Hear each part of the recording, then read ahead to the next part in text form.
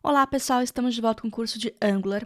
Hoje nós vamos continuar falando sobre formulários reativos e hoje nós vamos aprender como trabalhar com Combo Box ou Select quando queremos configurar um objeto mais complexo como valor desse Combo Box.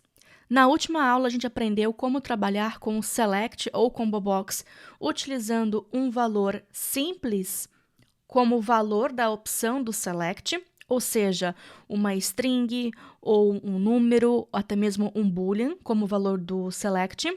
Porém, em alguns casos, pode ser que a gente queira trabalhar com um objeto complexo. Por exemplo, no lugar de utilizar a sigla do estado como valor desse select, talvez a gente queira utilizar o próprio objeto estado, que nesse caso tem ID, sigla e nome, como valor e enviar esse valor dessa maneira para o servidor, já que algumas linguagens de back-end ou alguns frameworks, eles precisam do objeto, às vezes, mapeado e não apenas o ID. Vai depender bastante de como você está trabalhando com todo o mapeamento, tanto no front-end quanto no back-end também. Então, hoje nós vamos ver como é que o Angular funciona e como é que a gente precisa tratar valores mais complexos, como objetos, quando a gente trabalha com select.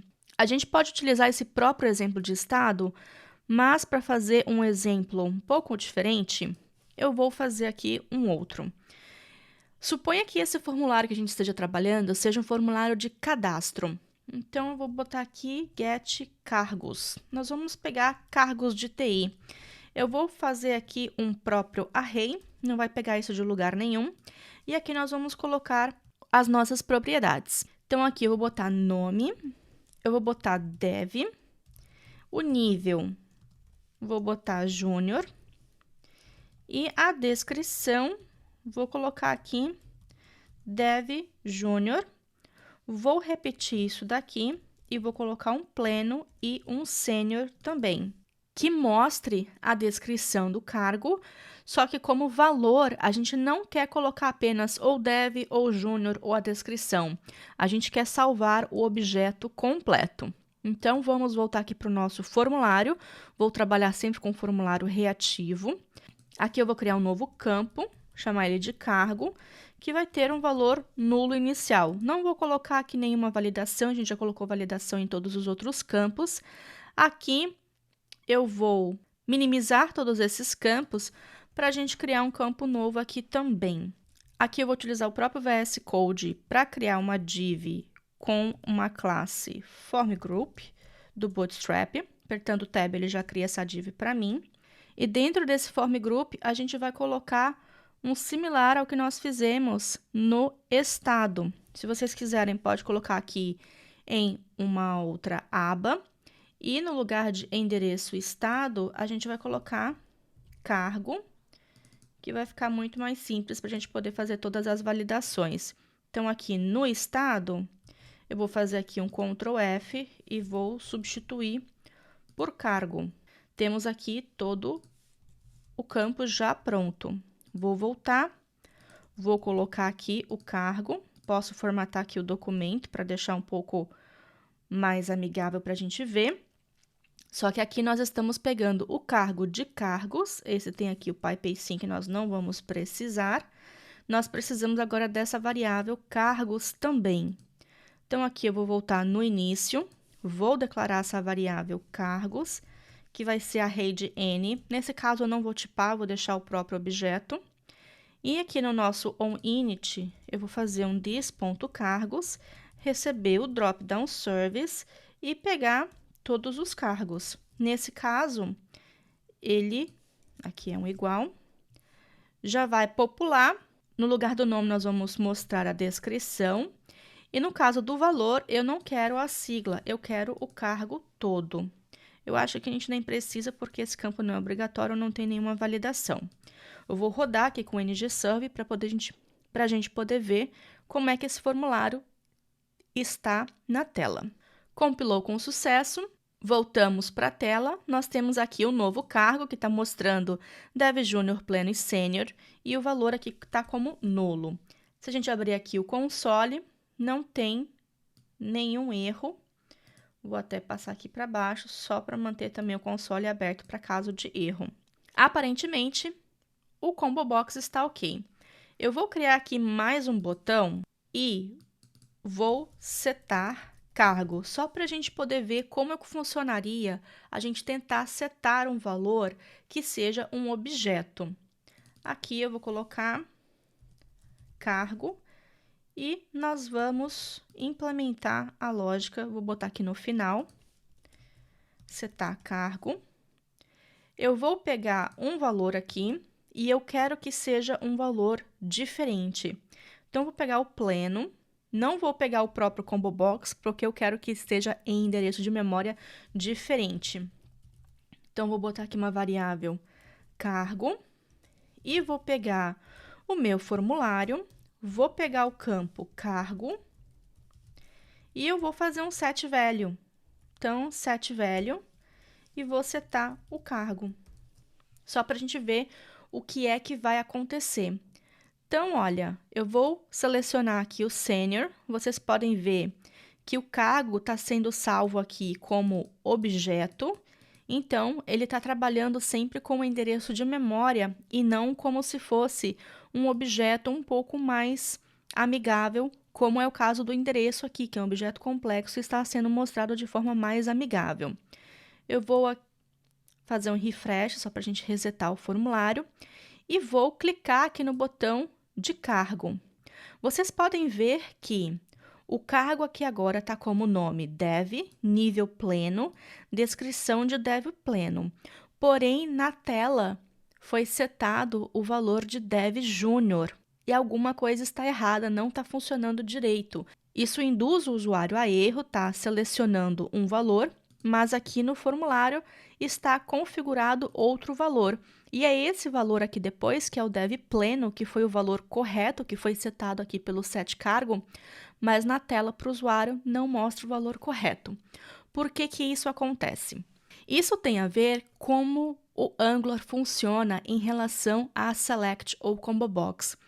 O Angular, ele sempre trabalha com comparação de 3 iguais. No JavaScript, esse operador de 3 iguais, ele faz a comparação entre referência de dois objetos, ou seja, é uma referência de endereço de memória. Então, pode ser que eu tenha um objeto 1 que esteja no endereço 1, 2, 3, 4, 5, 6. E eu posso ter o objeto 2, que mesmo que o objeto 2 tenha as mesmas propriedades, com os mesmos valores do objeto 1, porém, se esse objeto estiver em outro endereço de memória, o JavaScript vai dar isso como falso, porque não são objetos iguais. E o Angular utiliza essa comparação de referência na hora de trabalhar com select. Se a gente quiser que o Angular compare além apenas da referência do objeto, também compare as propriedades, nós temos que fazer dois passos extras. O primeiro passo, e eu tenho aqui a documentação, é uma diretiva chamada ngValue. Como a gente quer trabalhar com objetos complexos e ainda comparar as propriedades, por padrão, o Angular apenas vai verificar o endereço de memória. Mas a gente pode utilizar essa diretiva, que é o ngValue, que é aplicada diretamente nos seletores de option do HTML, no seletor option, ou seja, nessa tag option aqui, que aí sim o Angular vai verificar campo por campo. Se esses campos mudaram, o Angular também é notificado que o campo mudou. Então, no lugar aqui de value, nós vamos utilizar o ngValue. Voltando aqui para a tela, nós vamos fazer esse teste aqui agora.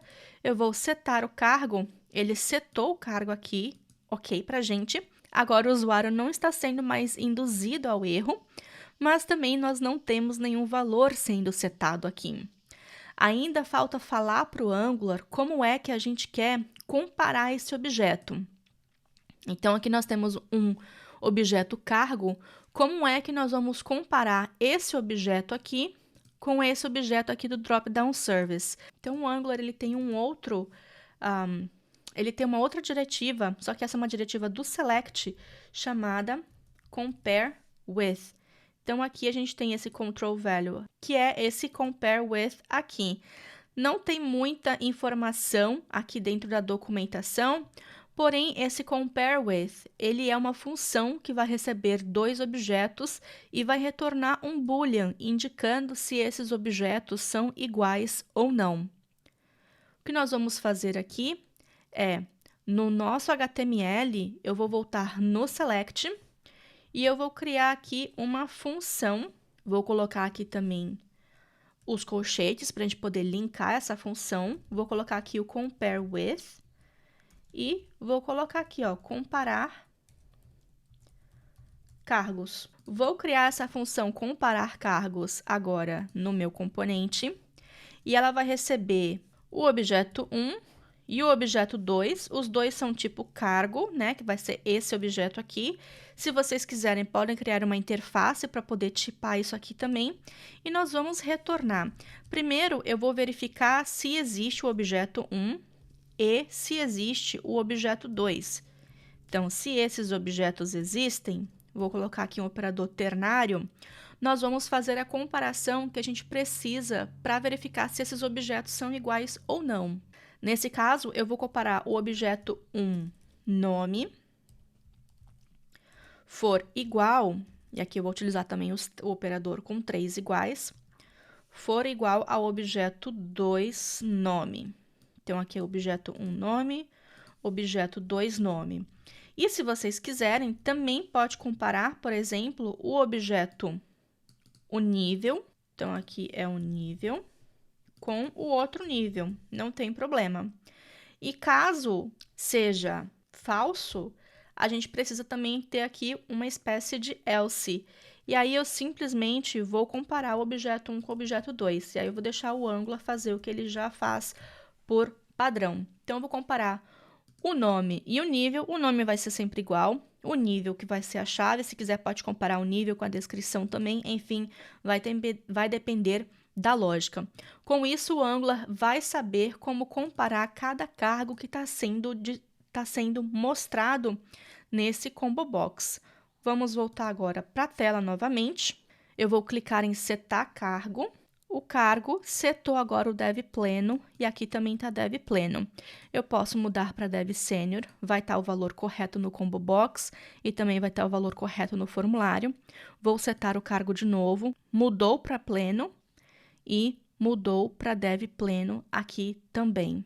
Apenas recapitulando, se você estiver trabalhando com valores simples, string, números, boolean, etc., você pode utilizar o value e utilizar aqui a sua propriedade.